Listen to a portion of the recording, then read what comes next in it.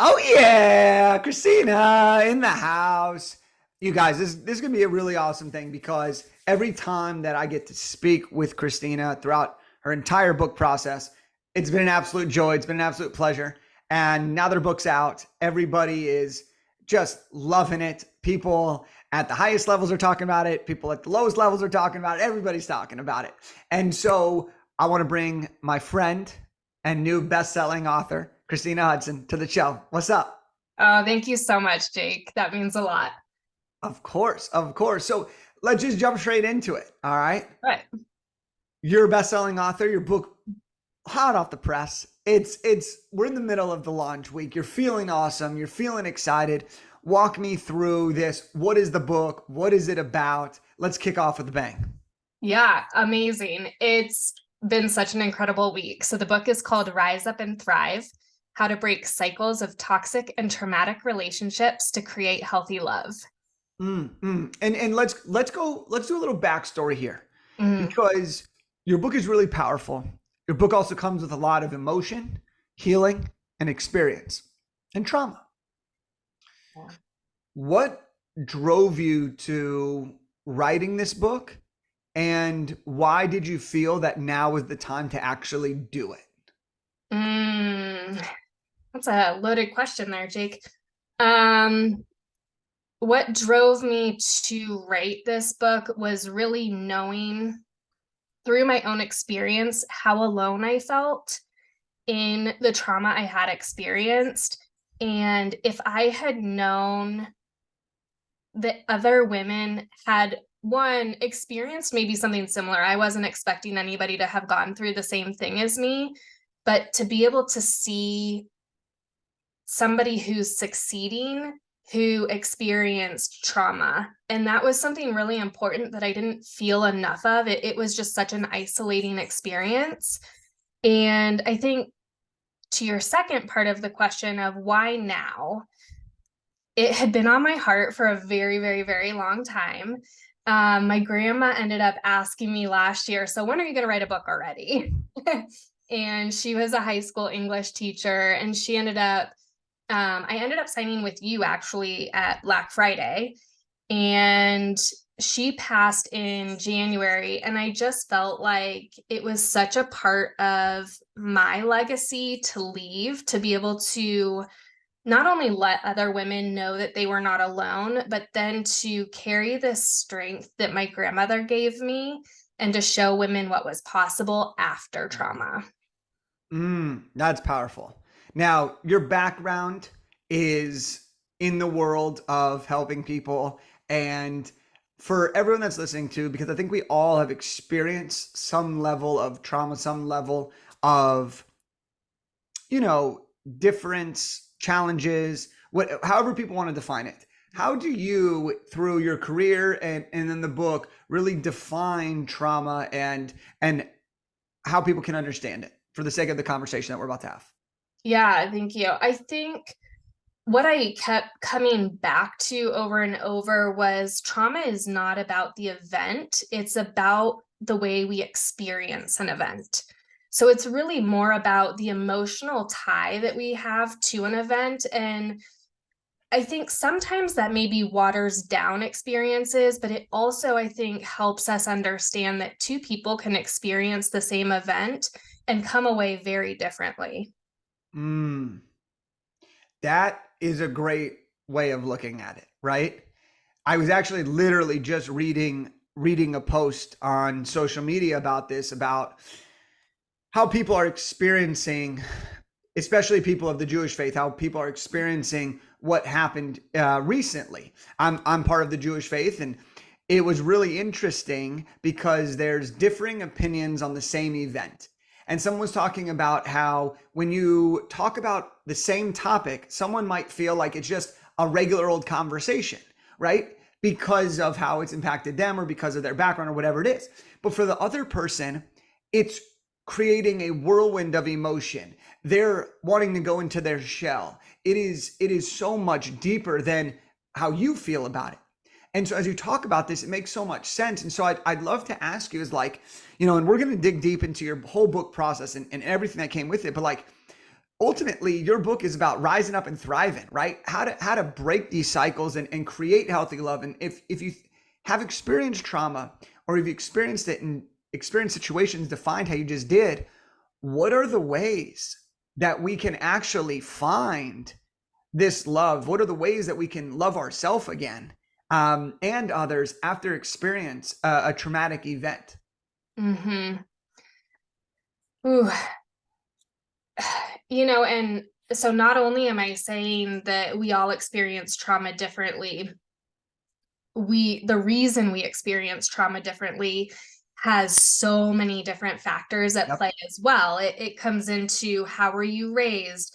What experiences did you see? How did you perceive the world around you as a child? How do you perceive the world around you now? So there are a lot of key factors at play. And what often happens after trauma is shame. Mm-hmm. So if we can minimize the shame, I think in part by normalizing our experience and our emotions, I think that's the first place to start in creating that love for ourselves. And then also understanding that compassion for other people, in knowing again that their experience of a situation may be quite different and they have their reasons, and not to say that one justifies more than another. But because we perceive the world differently, we all come at this with our own unique experience. Wow, Frank, that's good.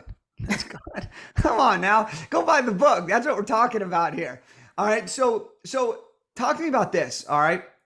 When you started writing the book, okay, because you knew it was about it was bigger than a book for you from day one.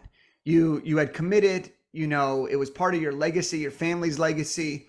It was so much more than just, hey, I'm going to write a book and do all these cool things.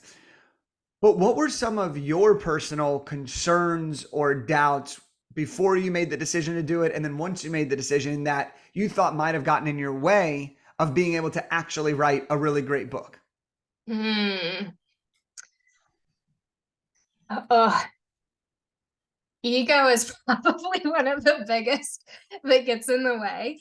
I think, again, coming from a background of trauma, and because I'm writing about trauma and things that I experienced, there's, of course, the fear of judgment. So, judgment from those family members who I felt did not protect me in certain circumstances as a child, all the way to a very violent ending of a marriage that I write about in the book as well. And so for me, there's a lot of cliche about fear. And yet at the same time, it was something that I had to work in tandem with my therapist, because fear is very real. I was on another podcast and spoke about death threats that I had received after my marriage ended for quite some time. And so I'm not saying go out and share your story if you're receiving death threats.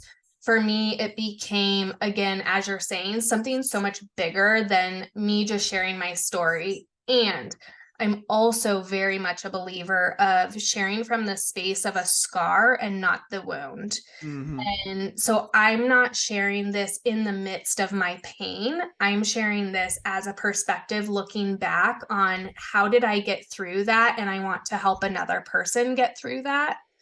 So fear, and I just want to highlight that, because for other people who maybe have a very real sense of fear, you have to get to a place of legitimate safety and protection for yourself too.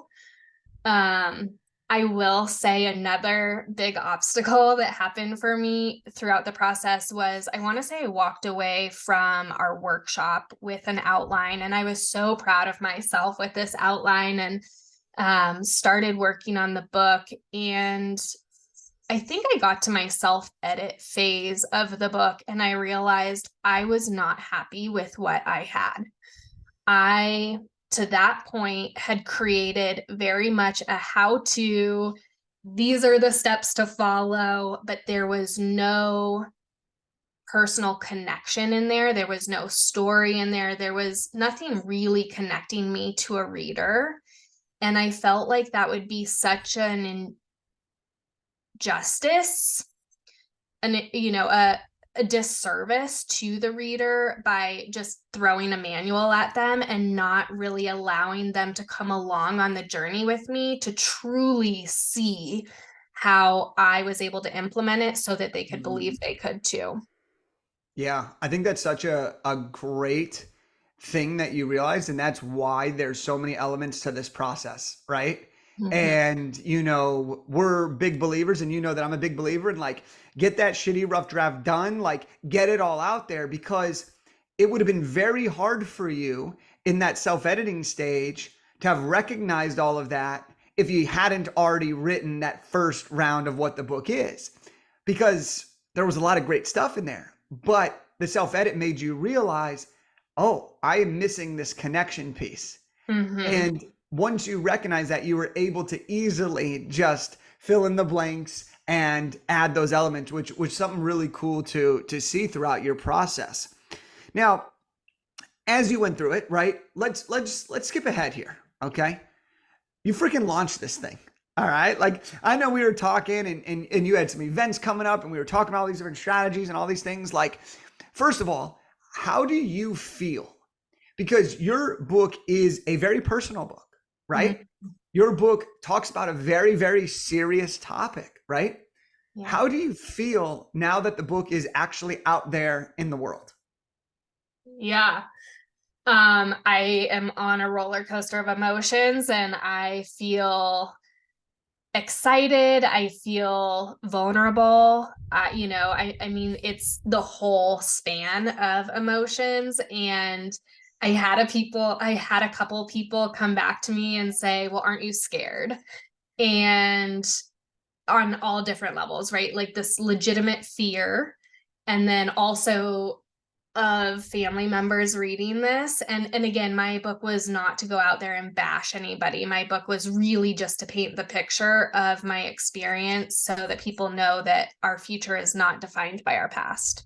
Mm. All that to say, I was able to go speak at a domestic violence awareness event last week and had women there who were very vulnerably sharing their story, who were, a couple years, if not more, behind me in this whole process. And I was able to go up to them and hand them my book.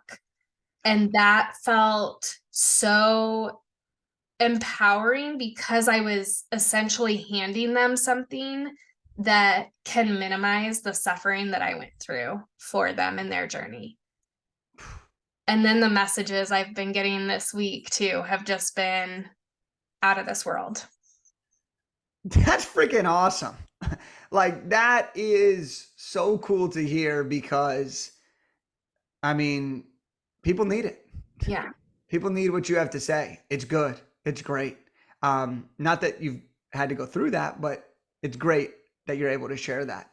And I think that, as you're talking about like people asking me, aren't you scared? Well, I kind of come from the thought of like, I'd rather be scared and doing the work than not allowing myself to move forward in a lot of ways, Mhm. right? And there are different ways that that can be interpreted, and I'm aware of that. But like for me, like I always want to like I know that I'm afraid of this, or I know that I'm not used to speaking up on these topics, but I know that's where for me personally I need to lean in because I would rather do that than hold back on the chance of what could have been. Because going back to my backstory here, there was a time where there was this girl I was kind of talking to in high school. Okay, I think this comes full circle here in a sec, and we were the best of friends, but clearly, there was something going on here, but I never acted on it. So one day, we're hanging out, we're watching a movie, and I'm like, okay, this is my chance. Like, we're gonna take the friendship stick, and we're gonna see if there's something more here. And I got scared. So I didn't do anything about it. So I started driving away from her house. And I'm about 10 minutes down the road. And I was like, no, I'm not leaving here without giving a shot. And I turn around And like that courage, it took so much to turn the car around. Mm. I knock on the door. She answers the door. And I was like, prepping myself leading up to it. And I didn't do anything. I didn't do anything again. And it kind of set this foundation for me of this idea that, like, you're not always going to be perfect. You're not always going to have things go the way you intend them to go. But for me, I got to be willing to try, because the result of a yes or a no is so much better to me than a result of a maybe or a what if. And so as people are experiencing things in their own life, whatever they may be, what would you say to people who are looking to come out of a place of a previous version of themselves so that their past doesn't define everything in their future? Mm. Can I hit on what you were just talking Yeah, about? yeah, of course. So again, I think everybody has to be in their own place and it has to be the right decision for them. But similarly, I always say I don't have a fear of like FOMO. I don't have a fear of missing out. I have a fear of regret. And I was talking with my therapist, and so much of abuse is about power and control. And I had walked away. I broke free from this sense of power and control. And if I didn't move forward with the story I thought I was meant to share, I was still maintaining myself under his power and control. Mm-hmm. So this was what needed to be in integrity with myself as still part of this proof that I am breaking cycles and I am breaking free and I am choosing to thrive on my terms. Mm. So that for me, similarly, was the same story, was that I was afraid. I have very valid fears, and this is me proving to myself that I can do it. Mm-hmm. And that I'm defining. So maybe this still does answer your question, that I'm defining my life and what I want it to look like and how I choose to show up in the world. Mm. And I think that's really what it becomes about. Is by definition, thriving is going to be different for all of us. And so what does thriving mean to you? What does thriving feel like when you envision it, when you think about what is success, or thriving? What does that mean to you? And what do you need to do to get there? And that's going to be different for everybody. But what became very apparent for me after leaving this relationship was my definition of success, and I think thereby thriving, changed. It was no longer about these accolades, and it was no longer about career achievements or the quote unquote American dream of a white picket fence and the house that I owned and all of this stuff that essentially the rug was swept out from under me and it was all gone. And it allowed me to reprioritize, I think, and go back to really the simpler things in life and realize how important peace was for me and how important the little joys in life are. Mm. Yeah. Yeah. And so for someone that's listening, right, as we've talked about, everyone has their own experience. Mm. What are some ways after going through an experience of abuse that people can find self-love again? What are some of those ways that after experiencing it yourself, coming from a place of a scar, sharing with those women your book, like for the people that are listening to this, obviously they can go get your book, but what are some of those ways that people can find self-love again with themselves and with others? Mm-hmm. Yeah, I think the first thing really is being able to maybe not eliminate shame, but be able to recognize this whole process, right? And what is keeping you stuck in that old loop. I go through my RISE method, and the very first part is recognition. And the other part of that then is the why. And so why do you keep repeating cycles? Why do you keep falling for the same type of person or believing that that relationship was worth staying in? And again, there's a lot of shame that goes with that and a lot of guilt. But when you can recognize the why, then you can start to figure out how to do things differently. And that starts with grace and compassion and self-love. Mm-hmm. Now you mentioned right there, I was excited that you brought it up, is your rise method. Mm-hmm. Okay. And you mentioned that the R, the first part is that recognition. Can you walk us through the rise method so that we can learn a little more about it? Yeah, absolutely. And I really do think the RISE method can be used over and over again. I don't think it's just a one and done. I don't think healing is one and done. I think it's forever ongoing. But RISE is that first recognition. And so, what I have found is a lot of people come up with that first questioning. You know, they start questioning themselves. Am I really happy? Is this really all there is to life? Why am I so unhappy? You know, it always starts with a question. And so recognizing that that question is there and that it's lingering. And then the second part is information gathering. So that's the I. And that's really starting to do the research of, why do I feel this way? What are the things in my life that are giving evidence to me that I'm unhappy? Or do we fall back on this should of, I should be happy because, you know, but getting to the root of what are the reasons and doing that research. Um, and that turns to Google a lot. And then the biggest part of this journey is really that self discovery, which is S. And so that's really starting to get to, who am I and what do I really want? And that can be a very lengthy journey, and it can answer that very first question. But what tends to happen is we peel the onion and we just start going, you know, and getting down to some of the root causes as to why we continue to repeat the patterns that we do.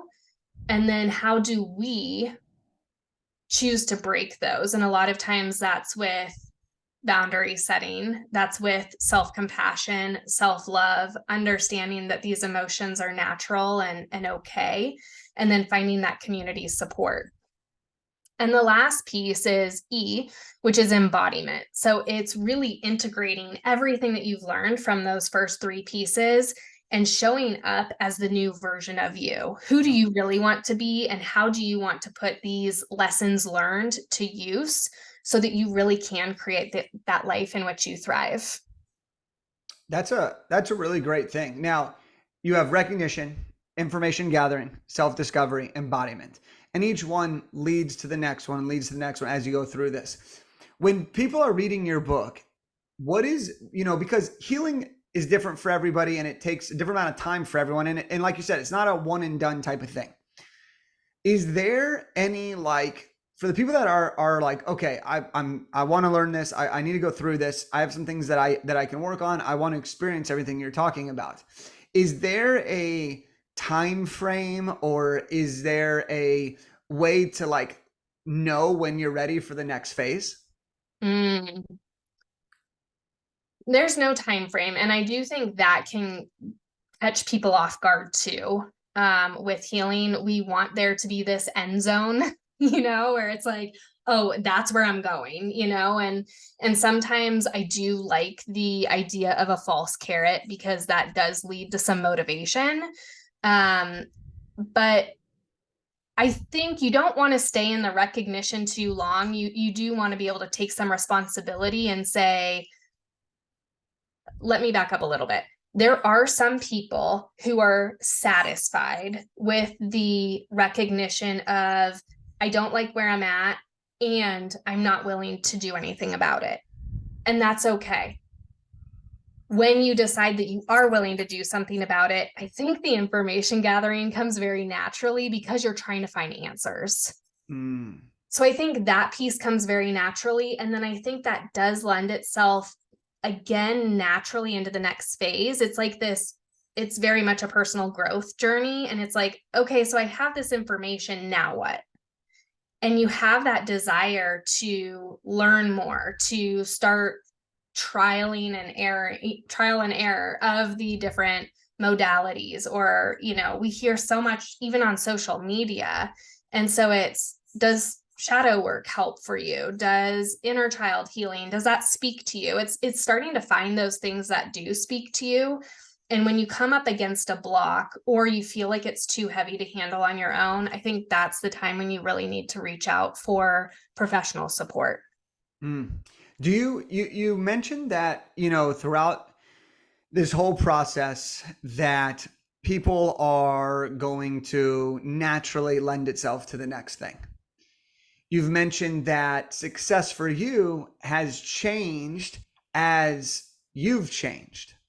How would you say today you define success now that you have this book, now that you've done the work, now that you continue to embody everything that you're talking about so far?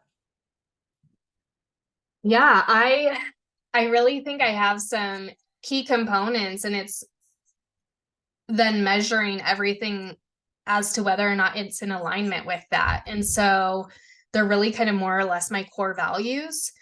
Like I said, peace is one of them. Good health, fulfilling work, and contribution. Being able to feel like I'm making an impact. And so this book is, I think, the epitome of that, because I feel like, particularly, I had questions about it before, but particularly with the messages that I'm already receiving, I know that this book is going to impact and change lives. Mm. And as you look ahead, where do you want the book to take you? Because you're already seeing the immediate impact of what a book's going to do for you and the people who read it, right? Speaking engagements already starting to happen. Podcast interviews already starting to happen. Getting messages of people who are being inspired already starting to happen. Where do you see this going, and where do you want to take it? I want more speaking engagements. I want speaking engagements because I feel like that's the easiest way to reach a large group of people at one time. I also am really excited about a group program that I'm going to launch in February that's going to walk similarly alongside the process of the book. That'll be a 6-month program, and really creating a strong community again, so women don't feel like they are suffering in silence.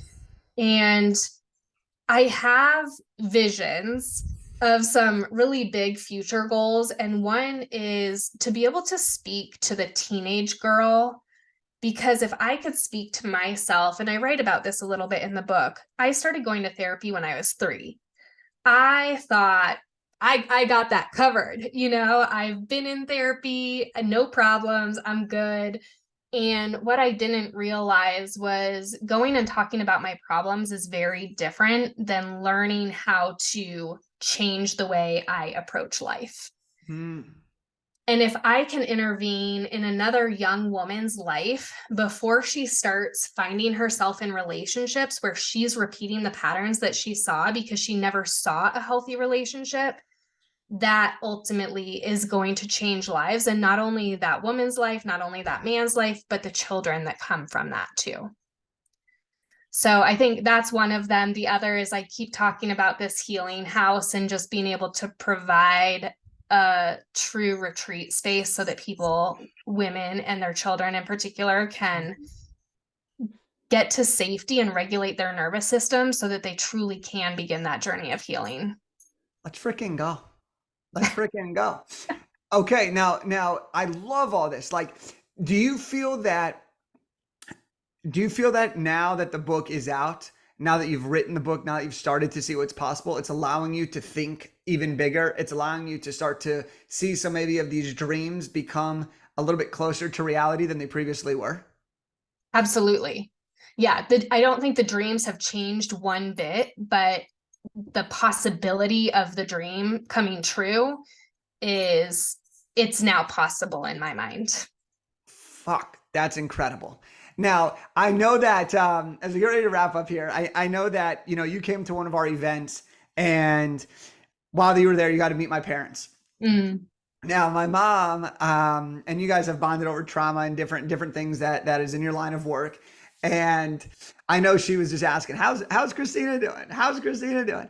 And now your book's out, and she's going to be listening to this podcast interview, along with so many other people. And it's just really cool, right? Because you've had an impact on people without even knowing you've had an impact on people. And I think that that's something that in our life we sometimes can forget, Mhm. is that if they don't message me, I haven't impacted them enough. And the truth is, for everything that we do, there's always somebody learning or watching, right?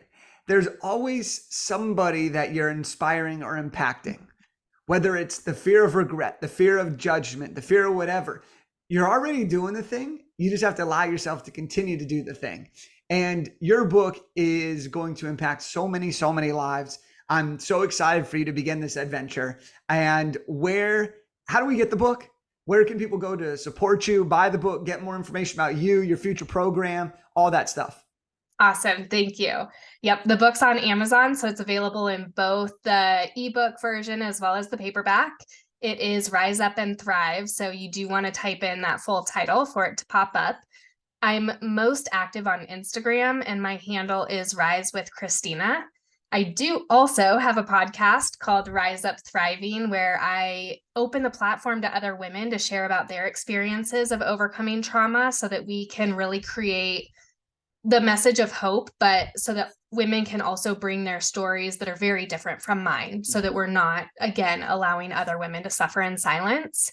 And I did recently create a website that is risewithkristina.com. And there you can find more information about me, the book, the free workbook that comes with the book, which is also incredible. And then our upcoming group will have some resources there as well. Incredible. And we'll get those all linked up for you. Final question here.